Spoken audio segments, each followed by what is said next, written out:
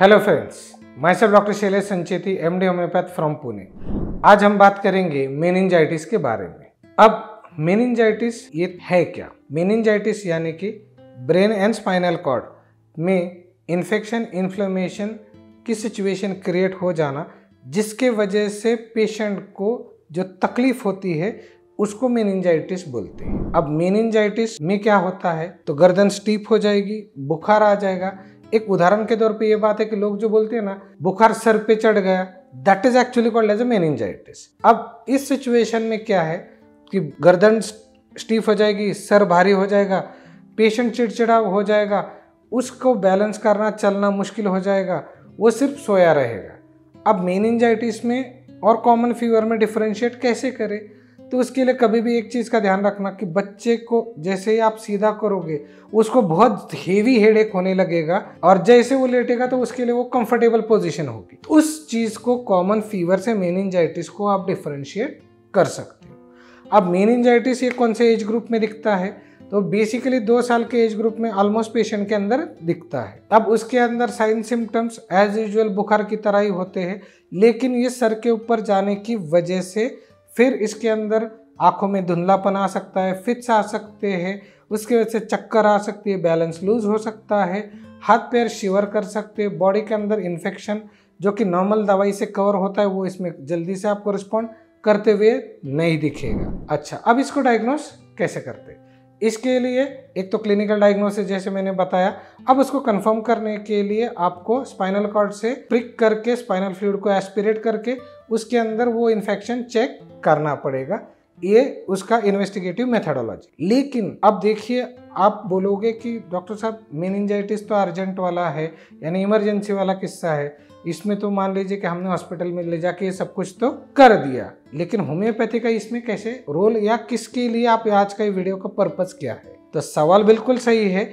इसके पीछे जो रीजन है वो ये है कि जो मेनिंजाइटिस के बाद के जो कॉम्प्लिकेशंस हैं मेनली, उनको हम कैसे कवर कर सकते हैं। बिकॉज आपने ये ज़रूर देखा होगा या आपने जान पहचान में ना कहीं से कि इसको छोटेपन में सर में बुखार चढ़ गया, तब से इसका चलना फिरना बंद हो गया है, इसके पैरों की ताकत कम हो गई है, इसको बार बार फिट्स आते रहते हैं, इसकी नज़र कमज़ोर हो गई है, ये गर्दन नहीं पकड़ पाता है, या इसका नॉर्मल मूवमेंट कम हो गया है, या फिर वो बच्चे का जो बॉडी लैंग्वेज है या बिहेवियर है वो ख़राब हो गया है। ये कॉग्निशन जो बोलते हैं कि 1 to 1, जैसे मैं बात कर रहा हूँ, आप समझ रहे हो, आप पूछ रहे हो, मैं बता रहा हूँ, ये जो बिहेवियरल डिफेक्ट है, ये सब चीज़ें आफ्टर मेनिंजाइटिस बहुत सारे केसेस में देखी जाती है। अब आप बोलोगे कि क्या ज़रूरी है हर केस में ऐसा होना? देखिए, पॉसिबिलिटी तो हर जगह है, लेकिन अगर सीधी सी बात है कि फीवर आपके ब्रेन के अंदर नहीं जाना चाहिए था, वहाँ पे मेनिंजाइटिस नहीं होना चाहिए था, अब वो आपके स्पाइन और ब्रेन को दोनों का इफेक्ट करेगा, तो बट ऑब्वियस है अगर मान लीजिए कि आपको लूज मोशन होते तो 4 दिन तो थकान रहती ही है, तो सेम उस तरीके से अगर ब्रेन और स्पाइन को इफेक्ट करेगा तो उसका इफेक्ट बॉडी पे तो रहेगा ही। अब जैसे स्पाइन में से आप सब जानते हैं कि 12 तरीके के नर्व जाते हैं, तो उन सब चीज़ों का इफेक्ट वहाँ पे मिल सकता है। जैसे लोग किसी केस में सुनाई नहीं देना, कि मेनिंजाइटिस के बाद से सुनाई देने की दिक्कत हो गई, विजन में दिक्कत आ गई, टेस्ट में दिक्कत आ गई, फेशियल नर्व्स के बारे में दिक्कत आ गई, बॉडी के अंदर दिक्कत आ गई, हार्ट के अंदर दिक्कत आ गई, ऐसे बहुत सारी चीज़ों के अंदर कॉम्प्लिकेशंस देखने ज़रूर मिलते हैं, हमने ऑब्जर्व किया है। बिकॉज बीइंग एन होम्योपैथ, जब इंसान के सब ऑप्शन खत्म हो जाते हैं तो वो आते हैं एक होम्योपैथिक डॉक्टर के पास जिनको इन चीज़ों का एक्सपीरियंस हो।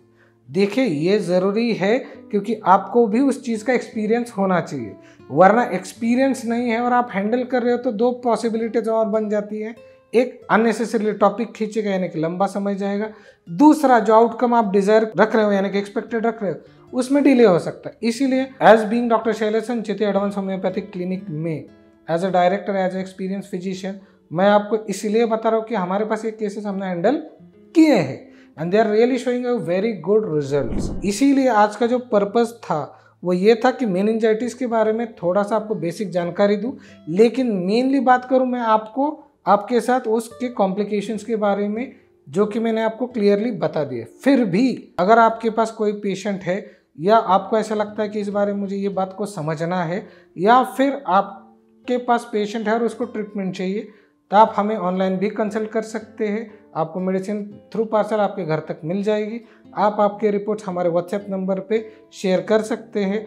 हमारे यहाँ से असिस्टेंट डॉक्टर आपको कनेक्ट होकर आपका पूरा डिटेल केस हिस्ट्री लेंगे, जिसके अंदर आपका प्राइमरी कंसल्टेशन हो जाएगा। फाइनल कंसल्टेशन के लिए मैं फिर खुद आपसे बात करूँगा, आपको मेडिसिन आपके घर तक पहुँच जाएगी। देखिए, अब टाइम के साथ पूरा सिस्टम, पूरी हर चीज़ बदल चुकी है। अब वो दिन नहीं रहे कि किसी चीज़ के लिए आपको हमारे तक आने की ज़रूरत पड़े।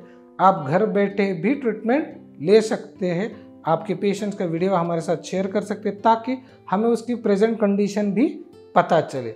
सो आप कहीं पे भी हो, world wide, all over India, हमारी सर्विस वहाँ तक आपके लिए है। सो इन केस मेनिंजाइटिस के बारे में या मेनिंजाइटिस के कॉम्प्लिकेशंस के बारे में आपको कोई भी डाउट्स है, क्वेरीज है, क्वेश्चंस है, या ट्रीटमेंट लेना है, या और कुछ उम्मीद रखते हैं आप, जैसे कि डॉक्टर साहब ये पॉइंट हमें समझना है, तो हम जरूर उस पर कोशिश करेंगे। So stay tuned with doctor Shailesh Sancheti, advance homoeopathic clinic, for any kind of diseases. Thank you so much for watching. Thank you.